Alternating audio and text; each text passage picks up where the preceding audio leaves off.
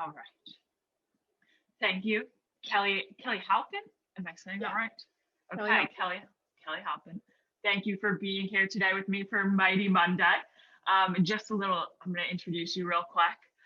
You're a professional mountain endurance athlete, which I've never heard that term before I read it on your website, which is the most badass thing I think I have heard. So you do running through the mountains, ultra marathons, you climb, you snowboard, and I also saw you're a bit of an artist. So you kind of do it all. And I'm also a little bit jealous of everything you do for a living. But I kind of want to start with where you grew up, which is Grand Teton National Park. Grand Teton National Park. Teton. Yeah. I'm trying to say that right. And I just kind of want to know what that was like and how it kind of, played a part in becoming a mountain endurance athlete. Um, yeah, I live in Jackson Hole, which is bumped right up to Grand Teton National Park in Yellowstone and a couple of national forests.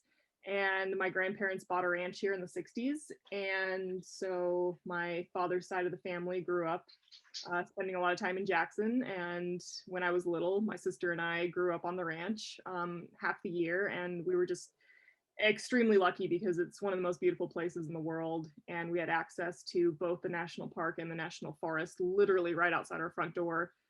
So we grew up climbing, riding horses, playing soccer, mountain biking. And yeah, I think just having that access to the outdoors gave me a really good sense of independence and confidence in navigating outdoor terrain. And I always loved climbing. And for a while in college, I was competing in climbing when I lived in Los Angeles. And then when I moved back to Jackson full time, I kept competing, but then I started competing in snowboarding. And then I had a, I actually blew out my ACL snowboarding. And oddly enough, I became a mountain runner after that, which is basically a trail runner who spends a lot of time running technical terrain in the mountains. Wow, that is really cool. And also to tear your ACL and then be like, you know what? Yeah, now I think I'm going to pick up mountain running is definitely pretty crazy. Admirable. That's awesome. And so the other day, you told me that you're planning on doing a big run. What is a big run, quote unquote, for you? Like distance wise, terrain wise, what does that entail? Oh man, I mean, it depends on the terrain, but Mhm. specifically the one I was talking about was running the Teton Crest Trail, which I did with my friend 2 days ago. It's 40 miles and 10.2 thousand feet of vert. Um, and it's all on trail, so it's not a very technical run. It's got a lot of vertical gain, but it's all on trail, so it's not super technical. Um, but yeah, that was a big run for that day. I mean, it depends. I mean, sometimes big runs can mean 100 miles, sometimes they can mean 20 if it's on super technical terrain. It really just depends on, uh, just the various ingredients of that run that day. Right. And so 40 miles, you do that in one day? Or Yeah, do it you took me, it took me 9.5 hours, although I've run that route before and set the female fastest known time on it in 2 years ago, which was 9 hours and 11 minutes. And later this summer, I'd actually like to go back and try to break the current record, which means I'd have to run it faster than 8 hours and 45 minutes. oh my gosh, that is absolutely insane and amazing to do 40 miles in one day and to be the record holder for that just on a different level. I mean, like I said, I'm a bit of a runner too. The longest I've ever run is 13 miles. And I was like, That's awesome. Half yeah, marathon, that's great. If yeah, someone asked me to run a half marathon race, I would struggle because I don't run fast. I actually run kind of at like a slow and steady pace because I'm okay. trained for long distance. So if someone was like, yeah, try to run a 5 mile race or a half marathon, I would like die. It would just be way too fast. I'm not used to running that fast. Wow.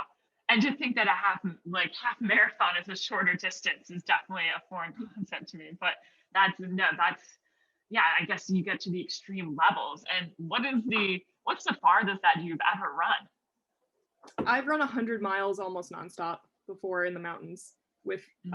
uh, about 30,000 feet of vertical gain, so more than Everest. Wow. Okay. And do you do that when you do that, are you with other people or is that like a solo? That was a solo unsupported route I did last year and set the women's record and the second overall fastest time on it at the time. Now I'm the third fastest time, since another one of my friends went and beat the men's record. So, but yeah, it's mostly off trail. It's glacier travel, a lot of loose rock, some scrambling, and that was the longest endurance feat I've done. So that was, yeah, 100 miles and 30,000 feet of vertical gain, and it was difficult because you're in very remote mountains. I did it solo and unsupported, so I had no help along the way, and I had a satellite unit, but other than that, I didn't have any communication. So it was very like self-sufficient. Yeah. And so you're just like, when you're doing that, are you in your head, are you listening to any music or is it just you and your Oh, thoughts? no, I have a very strict rule about listening to music in nature because I live in an environment that has moose and bear and mountain lions, and closing your ears off to nature is not really the safest thing. I'll listen to No. music if I'm running trails around town or on the road, but as soon as I'm out in the wilderness, no music, because like 75% of the time I've run into a bear, I've heard it before I've seen it. So Wow. whenever I see people listening to music out in the wilderness, I'm like, oh my gosh, you could run right into a moose or a bear and you would have no idea because you're not going to hear it. So you have had a few encounters with bears and moose. Have they ever, wait, how many? Like, have you ever been like, oh my gosh? Yeah, I mean, I've never had a dangerous encounter. Okay. I Okay. have I have been kicked by a moose once, but that's a whole No different. way. I've run into a lot of bear. Most of the time, the bear don't want to have anything to do with you, and they just scurry away or they ignore you. Right. But if you run into a mother with cubs, that's a whole different story, and you got to be very, very careful. So, Right. um, Yeah. yeah, Well, I just, keeping all your like senses on board, including your hearing while you're running, is pretty crucial. yeah, no, 100%. Don't want to be running into a mama and her bear cubs and then, running the opposite direction away. I Hmm. guess just my last question on that. When you see a bear, what do you do? Do you like walk? You usually stop and back away and give them a lot of room. Um, Okay. I mean, I'll still usually I'll still go continue the way that I'm trying to go, but I'll give them a big wide, you know, Right. big wide space. Yeah. Be like, I'm not invading on your territory. You do you. Mhm. Exactly. And yeah, so because talking about climbing and doing a lot of unsupported climbing, which I just wanted to say, when I was in elementary school, I couldn't even hang on a rope for 30 seconds to make it into the monkey club. But so you're doing a lot better than me. But what is like the highest mountain you've climbed or the most elevation that you've kind of climbed or run up? Um, I mean, I climb a lot of different peaks. Some of them technical, some of them not technical. Um, I don't know, maybe 14,000. Not super high. I mean, not like the super high peaks around the world, but Right. the most vertical I've done in a single pitch was actually a run in Death Valley. So you start at Badwater Basin, which is 262 feet below sea level, and then I ran up to over 11,000 feet on Wow. Telescope Peak, which is the highest peak in Death Valley. So that was a single pitch of, well, I haven't had enough coffee to do the math right off the top of my head, but it was a lot of vertical at once. Yeah, no, that's It felt definitely a like lot of 11, a little elevation. over 11,000 all in one single pitch, and I ran up that and back that in an unsupported run a couple years ago. Right. Wow. And so when you're climbing unsupported, do you climb unsupported? What does that entail? Like you don't have rope or No, I mean that would be called soloing. okay, okay. Soloing. Unsupported routes, or sorry, unsupported attempts mean that nobody's helping me and that I haven't set Mm, caches for myself. If I've set out caches for myself ahead of time, that would be called self-supported.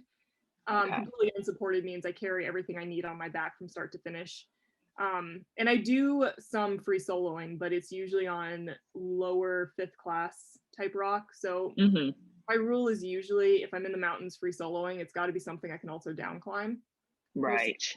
because it's just the risk isn't really worth it. I've been in some very scary situations in the mountains, and it wasn't so much the grade and difficulty of the climbing itself. It was more so the fact that it was on loose rock and that I wasn't able to be in total control of the situation, you know, because loose rocks could break out. Right. And get like a good grip. So not doing like Alex Honnold type of free soloing, but still pretty Not quite intense. that. Definitely not quite that. Not quite. Well, yeah, and then I imagine adding the extra layer of having to carry your backpack with you, like running and climbing adds a little bit of weight, makes it a little Yeah, tougher. for sure. You Yeah. gotta like be very intelligent about how you pack, and you know, for things like the 100-mile route I did in the Wind Rivers, that took me 59 and a half hours, and I chose not to bring sleeping gear because I was trying to move as fast and efficiently and lightweight as possible. So Wow. instead I brought an emergency blanket, like one of those crinkly space blankets, so Mm-hmm. that, you know, that was my sleeping scenario if I slept. And I only like ended up sleeping for about 30 minutes, and I was so cold it didn't really make a difference. But Wow. those Yeah. are, I try to go as light as possible. Right. No, that definitely makes sense. And that's a lot of sacrifices. That's a pretty big sacrifice to sacrifice sleep. I could take some of that advice though, just like packing in general. Now knowing that you didn't pack any sleeping gear to sleep in the mountains. But I did also want to talk, because you've mentioned, you know, you've broken a few different records. You were the first woman to complete the Grand, I'm going to say it wrong again because I forgot. Teton, The Grand Teton. Triathlon, Mount Moran triathlon, like all these different events. Well, I just want to say, how many records have you broken? Just to, if you have a number. I don't know, loosely 15 maybe. I don't know, because some of them are like speed records and some of them are just being the first woman to do certain things. So they're kind of Right. into different categories. But I don't know, roughly 15 or so maybe. Yeah, that's a lot of records. And especially as a woman in this field, have you felt supported like in your journey as a woman in this sport? And have you seen or felt any obstacles? Not physically, no. I mean, I think that a lot of girls are raised to be more careful than young boys are raised. So I think that a lot of women hold back more than they need to, and they're not completely aware of how independent and self-sufficient they can be. You know, and that can be applied to so many different areas of life, you know, not just like endurance and athletic things, but I think a lot of women are like, you know, just told, be careful, don't go here by yourself, don't do this by yourself. And you know, I think when you hear that so many times, you stop, you know, you lose a bit of confidence in what you're able to do. So yeah, I think women can do absolutely everything and anything that men can do. I think there's just less women that, you know, are going out on that branch currently, but I hope that that changes in the future. Right. Oh, sorry, my AirPods died. No, You're good. yeah, I 100% agree. Women can do 100% of the stuff that men can do. And I think it's really great to like you said, you know, we're kind of told, don't go here, don't go there. But there you are in the mountains with a bear as a woman, you know, backing away and going forward and climbing. And that's so amazing. I think, you know, this representation is really important. And so what do you think it shows young women and girls when they see you being the first to finish races that involve climbing and running, you know, mountains? Well, you know, I hope that a lot of women can also start to see themselves, like young women and girls in that place. You know, if they see another woman doing it, then they think, oh yes, I can do that. Right. Because, you know, there it is. Right. So yeah, I hope that more and more women get out there and can deal with all of the microaggressions that we have to deal with in the mountains every day, which is daily for me. Right, exactly. Which is a good metaphor for, like you said, just everyday life.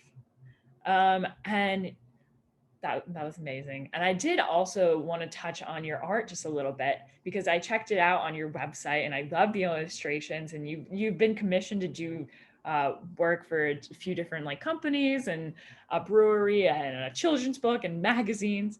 And when did you start becoming interested in art? I've always been an artist. My mom was an artist. My sister's an artist. Her husband's an artist. Big family of artists. So I've always been drawing. For a while, I was making films and doing photography more professionally. And then after college, I decided I just preferred to tell stories with illustrations. So I've been a professional illustrator. Well, I think since like 2007. Wow. 2006, 2007. Yeah.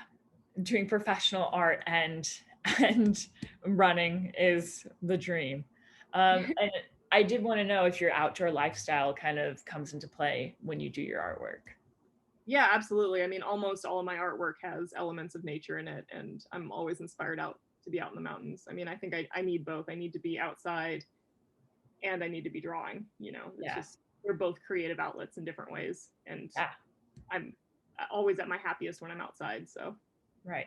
Mixing it up, using all different parts of the brain and the physical, which is amazing. And then my last question is Mighty Cricket's mantra is live mighty, which is, finding ways to hurdle over life's obstacles to live your best life. And I just want to know if, what does it mean to you to live mighty when things become difficult or things like that? well, I don't have a very good phrase, but Yeah. basically just to believe in yourself, to enjoy being outside, to push through all your obstacles. People can push through many, many, many barriers, within themselves. And I think exploring your human potential is a great way to live life. Yeah, that was beautifully put. I think that should be a Mighty Cricket mantra right there. We can put that on the website. That was beautiful. Awesome. And that's my last question. Thank you so much, Kelly, for being with me Yeah, thank today you. on Mighty Monday. Thank you so much for having me. It's been a real treat. Awesome. Okay, perfect. And wait, your Instagram, if you just want to plug it in here really quick. For sure. For sure. My Instagram is KYE Halpin at KYE Halpin. So Kai Halpin. I think if you just type in my name, Kelly Halpin, it should pop up. And then my website is kellyhalpin.com. Cool. Awesome. Thank you so much.